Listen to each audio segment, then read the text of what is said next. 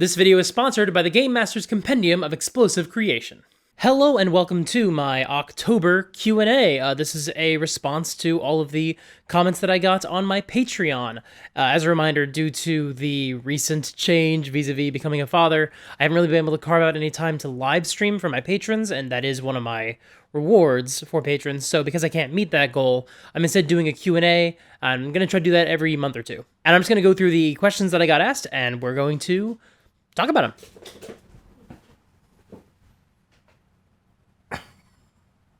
Hi there, crazy eyes. Just a reminder, if you want to ask questions for a future Q&A, check out my Patreon. There's some other fun stuff there as well, but I'm going to try to put out posts every month or two for bonus videos like this, where you can just ask me questions and I'll answer them. Young Yoko asks, what are some great or favorite improv / think on your feet moments that I recall from the past times I've GM'd?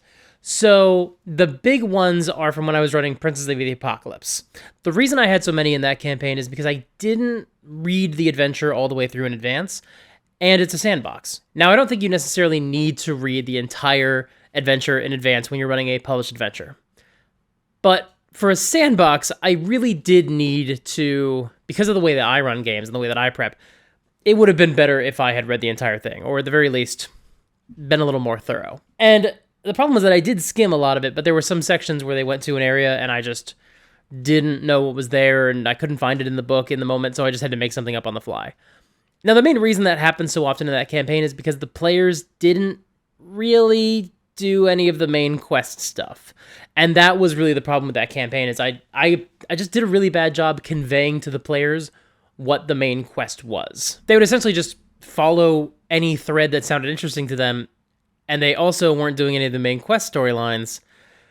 So it sort of sounds like I did a bad job making the main quest of that campaign interesting to them.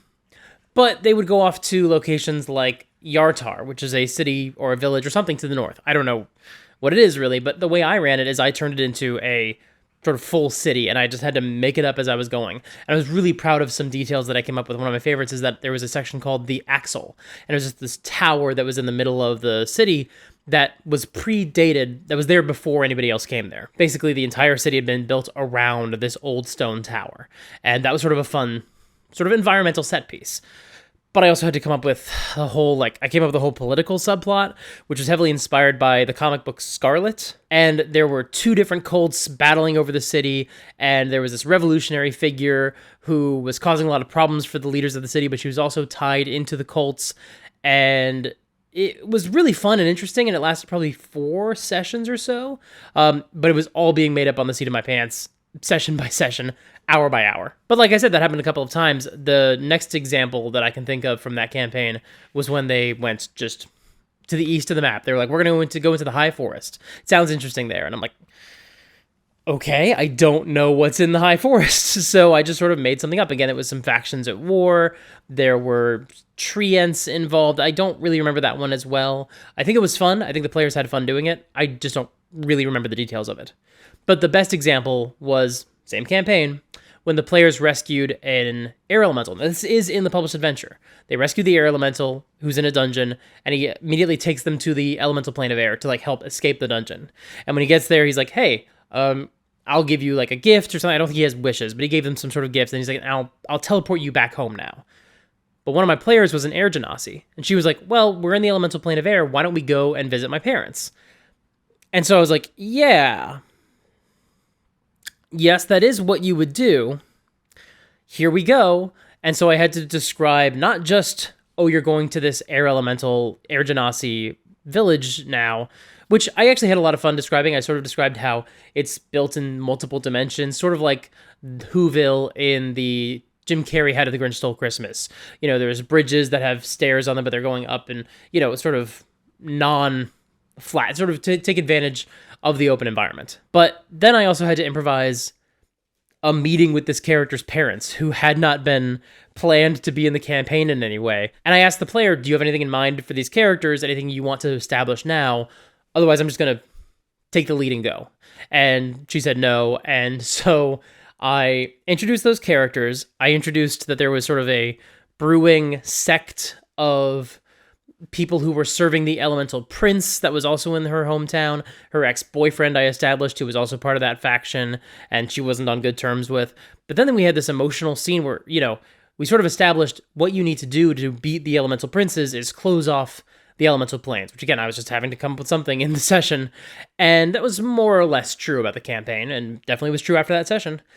And so we had this moment where the characters are told you have to close off the elemental planes, but she's there in the elemental planes talking to her parents, and suddenly it became this like emotional scene of her saying goodbye to her parents, realizing that if she gets what she wants, if she accomplishes her goal, she was not going to see them again.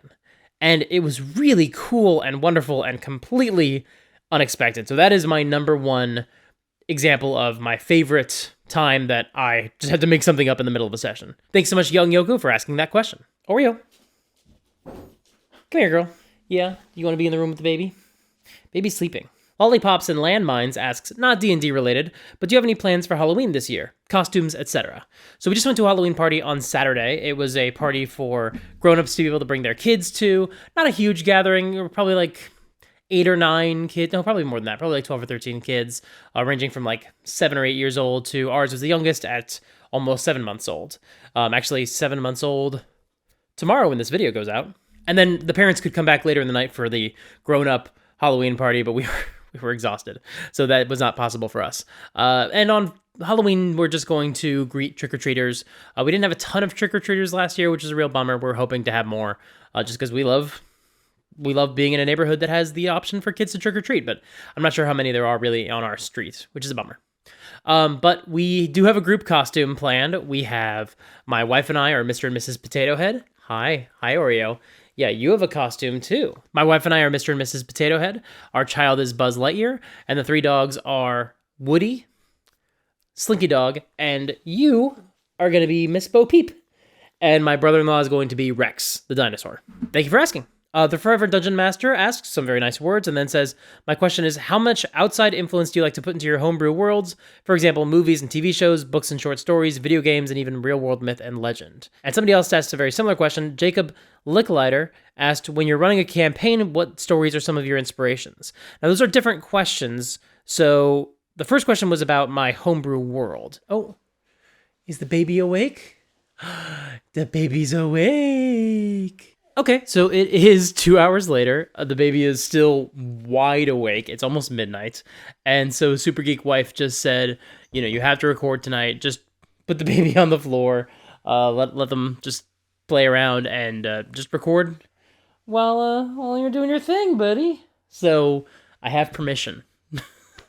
This is maybe a perfect example of why I don't do live streams right now.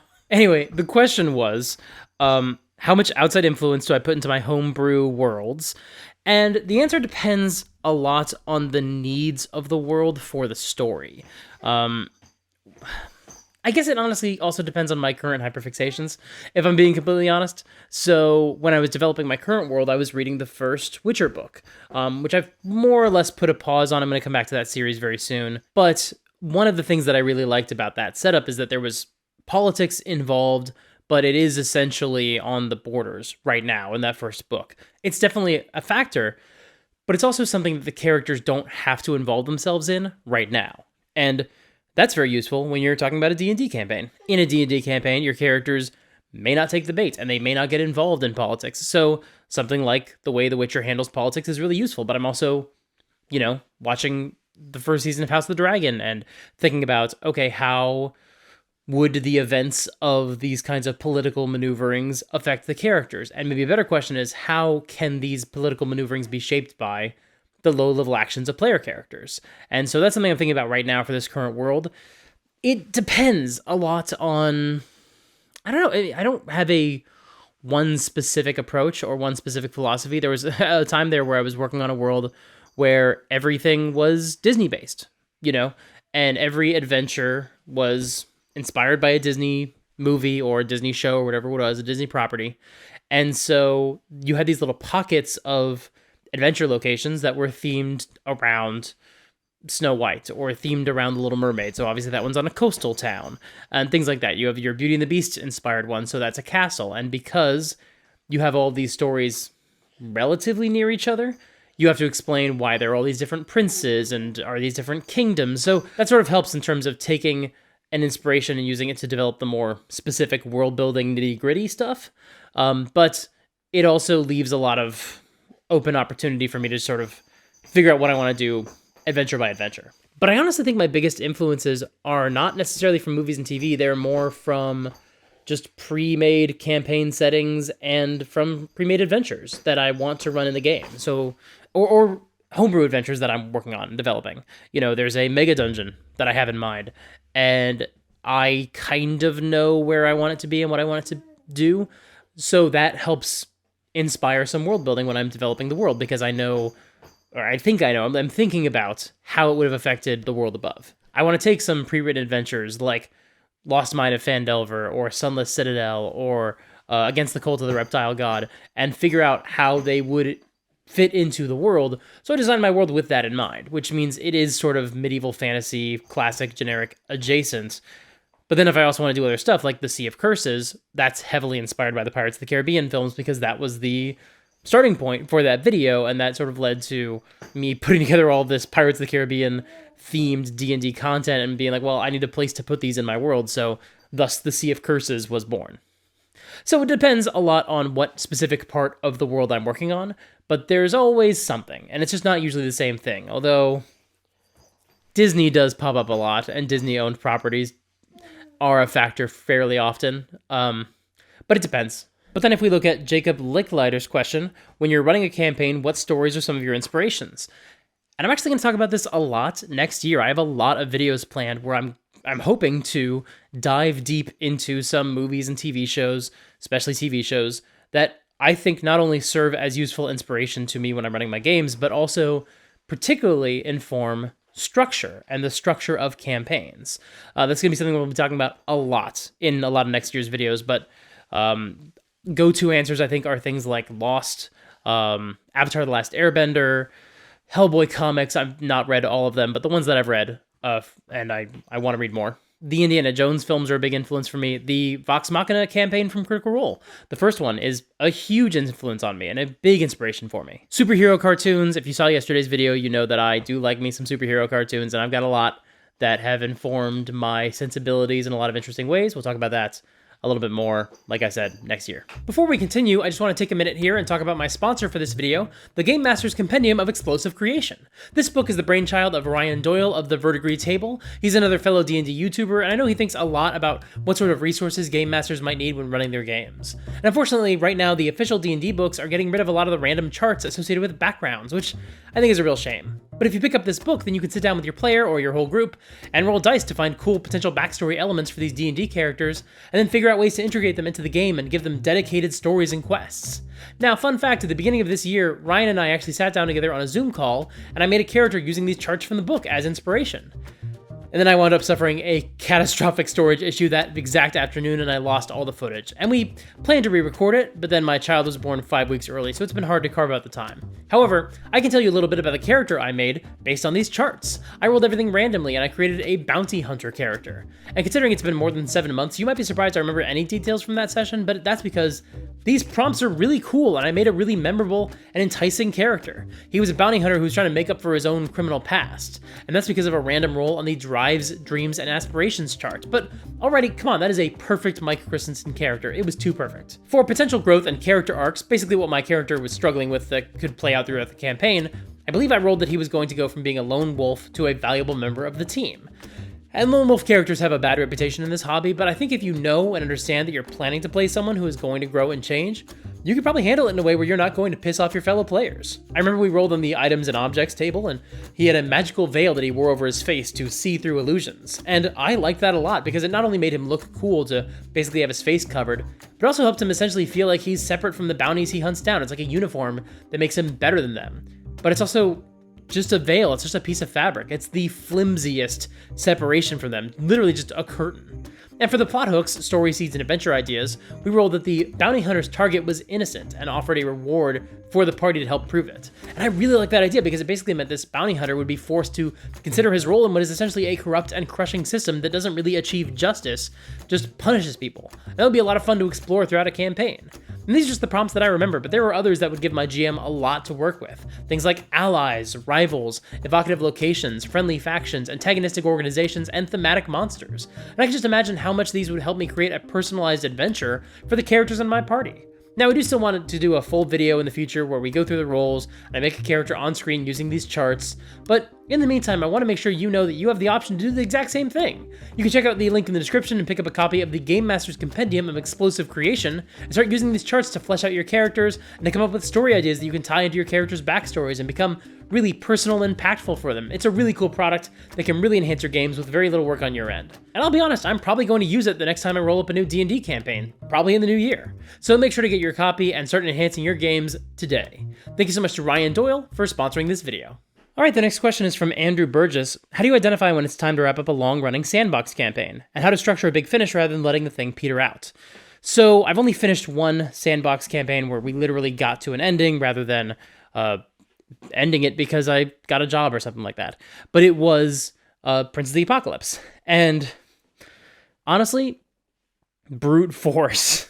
Because the characters were just wandering off in every direction, like I said, and I just had to keep pushing them. There is a main quest line. There is a main storyline that you're not interacting with. And so it got so bad that I literally just had Ogre Mock rise out of the ground because I was like, oh, well, you're not dealing with the elemental princes, so one of them just got summoned and you got to deal with them. And I thought it was going to be the big boss fight, but A, there wasn't enough build up to it. That's a mistake that I definitely could learn from next time. But also, it was just way too easy of a fight. They destroyed it so easily. And so I was like, oh, okay. That can't be the end of that campaign. So I said, well, Imix is still around, but Imix was a fire elemental and I had 4 druids in the party. They were going to destroy Imix because fire elementals are weak to water damage and they could do, I think they could do Tidal Wave at that point. They could definitely do either Tidal Wave or Tsunami, whichever one's lower level. So I had to find some other way to have Imix be a threat. So I had Imix transform himself. He possessed a young dragon and transformed himself into an ancient red dragon. And then became the big boss, which was I was just doing Thordak, basically, which worked. I killed 2 characters in the initial fight, and they had to regroup and go back and fight him. And that was the best way for me to end that campaign, was give them a major threat that they have to focus on and they have to wrap up. Because everything else that was going on, they were just wandering off in other directions, and it was just going nowhere. So that's my advice. Have a big, either overarching storyline throughout the Sandbox campaign or some major resolution that ties up a lot of loose ends and gives you some closure, which I think is useful to do through the form of a big boss fight. Clever Chavez asks, have you ever considered streaming your D&D sessions? You speak a lot about campaigns you've DM'd/played in. I think people would be interested in watching them firsthand. Better yet, would you ever consider starting up a campaign on YouTube/Twitch with your friends, kind of like how Critical Role started? Not anytime soon. That's not a no for sure, definitely never. But A, right now I don't have the time for it. That's the major consideration. But also, I don't know that I love that format for what I would want to do. I think I'd be more interested in doing a audio-only version where there's a little bit more chance of doing editing and more sound effects, something more like what you hear in Worlds Beyond Number. But even that, I don't necessarily know if that's what I would want to do. I'd be more interested in maybe campaign diaries, and maybe I'll do some of those down the road, or something more like the Cold Road from Z Bashu's channel, or Dingo Doodle's animations and stories. I'm not saying that I would do animations necessarily, but some way of telling the story without having to put all of my friends out there on the internet to be exposed, because that's not necessarily what they would want and not necessarily what I would want for them. I also don't necessarily know if the world needs another actual play series of 3 to 6 white people playing together. And if I was going to bring in a more diverse group and put one together, which I would absolutely want to do if it was an actual play show, then I'm casting it, which again, I have no problem doing if that's the endeavor that I'm setting out to do. But that's just not the lineup of the friends I have right now based on who I'm currently able to play with and who would be able to make time for it. So it would be a more endeavor in that sense of putting together a show, which again, I am not saying no to, but definitely not right now. That would be a lot more time intensive. I've run actual play podcasts before, not just as the GM, but also as the producer and the editor and all that stuff. I have a lot of very strong opinions about what makes a good one. So I would absolutely not be like a Critical Role, let's just turn on the cameras, play for 4 hours, throw it on the internet completely unchanged. That is not the format that I think is the strongest way to convey what makes D&D interesting and cool. And I don't think there needs to be another one of those right now. Even if you like me and want to see my games, I don't think that's the best format for D&D on the internet. I think something like Dimension 20, refine that format, or Worlds Beyond Number, but that doesn't necessarily mean that I would want to do that format. I'd be open to experimenting with what it looks like. I might be doing stories after the fact at some point down the road, but not right now is the answer, and probably not in that format ever. Thank you for asking, though. And the final question we have today is TurtleDove2470. Would you consider putting plot events where the players choose to go as railroading? For example, filling the player's hometown, keep, or whatever with the BBEG minions. It's not moving the players to the plot, it's moving the plot to the players. It's definitely railroading adjacent, but is it full-on railroading? Yeah, it is railroading, but I don't think it's bad. Railroading has a negative connotation. Railroading essentially means the players want to do something, but you tell them no. So if the players are saying, we don't want to get involved with this villain at all, we don't want to go on this adventure, we don't like the way the storyline is going, we're not interested in playing it, and you keep forcing that storyline on them, that would be railroading in a very negative sense. You know, you're not really honoring what your players want to do. But if your players are just dragging their feet and they're not really getting involved in the storyline, or they feel like they have a lot of extra time, I think it is absolutely fine to just throw monsters at them until they get the hint. And if we look at something like episode 27 of the Critical Role campaign of Vox Machina, that's essentially what happened, is the players were like, well, we have to figure out how we're handling the Briarwoods. And then the Briarwoods sent a minion to their home to kill their prisoner and basically force them into action. We've actually covered a lot of examples in the recent episodes of the Vox Machina campaign where Matt really was like leaning on the players and trying to get them to do stuff. So I don't think there's anything wrong with throwing minions at the players or putting the bad guys closer to the players so they're going to like trip over them. I think what you're kind of dancing around is something like the Quantum Ogre. The philosophy behind the Quantum Ogre is that the players are in a dungeon, there's a tunnel to the left and a tunnel to the right, and whichever way they go, it doesn't matter which one, you have the ogre encounter that you've already prepped, you're going to put it at the end of the hallway they choose to go down. There's no way they can avoid the ogre because the ogre is always waiting for them. And the people get very spicy about that. I don't necessarily know how you feel about the Quantum Ogre. My feeling is, if the players have no idea which tunnel they can choose, that's really the problem. You know, if they know there's an ogre and there's no clues as to which direction to go to fight the ogre or avoid the ogre, then the real problem is that they don't have any choice or the choice feels fake. If they have two tunnels that are actually different and they say, okay, we want to go away from the ogre and avoid it and come back later, then when you put the Quantum Ogre in front of them, you are denying them that choice, especially if you put clues in front of them that said, hey, ogre this way, ogre that way. But if they don't know what's at the end of the tunnel, I don't mind moving things around. I don't really care about that. The issue is, for me, when they know about the ogre and they don't want to get involved with it, and I keep putting it in front of them in a way that is artificial, like feels fake to me, and that line is different for everybody, but basically, if I artificially move the ogre to be in front of them, that gets a little hazier to me. I'm not above doing it, don't get me wrong, but I would prefer if the ogre actually respond to what they're doing in some way, rather than them just being wrong, like just guessing wrong. It's one thing to, I think, throw monsters at your party because they chose inaction. It's another if you're going to say, no, we're going to come back to the ogre, we don't want to deal with it right now, and you put it in a room it wasn't in before, and you mess with their plans just because you want the session to go a certain way. I think that's really what it comes down to, is thinking about what is the philosophy behind it. Is it that you want them to fight the ogre, or is it that you want to challenge them in some way and like move their story forward? Because I think that philosophy changes a lot of that intentionality really changes how it's going to be received or how it's going to feel to me. You know, if we're using the Quantum Ogre example, I think my feeling generally comes down to the idea of, if the heroes know about the ogre and they choose to avoid it, and through no fault of their own, you put the ogre in front of them and they couldn't have avoided it, that is railroading to me. If they didn't know about the ogre, it doesn't matter. You could have placed it at the end of either tunnel, so just place it in front of them and do the fight. Now, when the players say, oh, we're not going to deal with this right now, I'm not above saying, too bad, sucks to suck. You have to deal with it right now.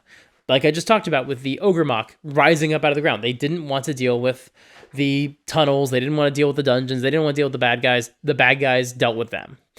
That I have no problem with. I think the difference is when you are doing something because you want it to happen versus doing something to help move their story forward. If you're keeping the players in mind and making sure that you're giving them a satisfying story, I feel a lot more comfortable moving things around behind the scenes. If you're just like, well, I don't want to waste this encounter, so I'm going to make sure that it's wherever they're going because I want to make sure that I'm getting what I want. Okay, you are a player in the game. You should be able to have fun, and if what you want to do is run this certain encounter, I get that.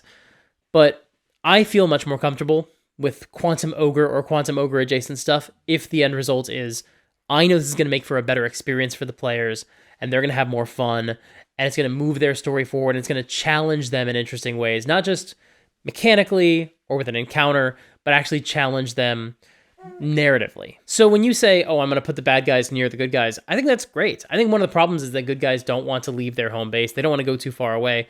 So if you put bad guys near them, they're not going to leave. And that's okay. Just be mindful of that. You know, that's a great way to get them involved in stuff, is have them dealing with your NPCs, have them threatening the people that they know in town. Like, that stuff works great. I have no problem with that. You can also, potentially, tie it into their inaction. You can tie it into the story. You guys didn't go into the dungeon and fight the bad guys, so now they're in town because you didn't stop them. They got what they wanted. They achieved a foothold in town. They're running things. They're the mayor now, whatever it is. I have no problem doing that as well. By basically saying, you didn't deal with something, it has come to you. You avoided this problem for too long, and now it is in your face, and you can't avoid it anymore. So the simple answer is, I can see the argument that it's railroading.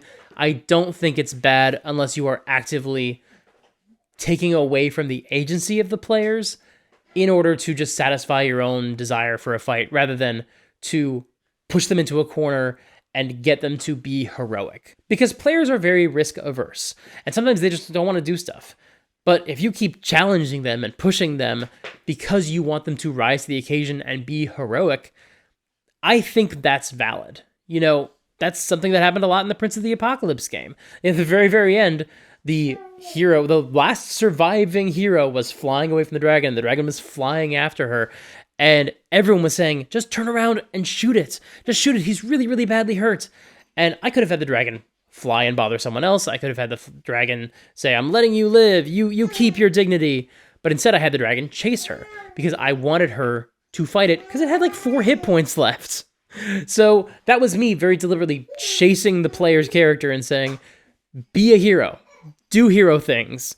But if instead I was just being like, ha ha ha, I'm going to kill your character, like, yeah, it's a dragon fight. That should be on the table. It would have been a total party kill at that point. It would have been the end of the campaign at that point. I'm not saying that's a bad decision to make, but I feel much more comfortable with the choice that I made because specifically my goal was I want to put the players in a position where they are going to be heroic. And so, yeah, if you put bad guys near the good guys in order to help push them into doing hero stuff or doing D&D adventures, I think that's fine. You're starting to get tired? Thanks so much for watching. If you want to support the channel, you can like, subscribe, and ring the bell. If you want to ask questions like this in the future, because we're going to do this a little more often, make sure to join my Patreon. If you also want to get some other awesome stuff, you can do that through the Patreon. Make sure that you sign up for my Discord. I hear you, kid. I hear you, buddy. Make sure to join my Discord server. Make sure to sign up for my newsletter. Make sure to vote, and make sure to not vote for the bad man, please. I don't know. I mean, I just saw what happened in Madison Square Garden. He seems pretty bad. And make sure to check out this video that I just posted about D&D villains with class levels.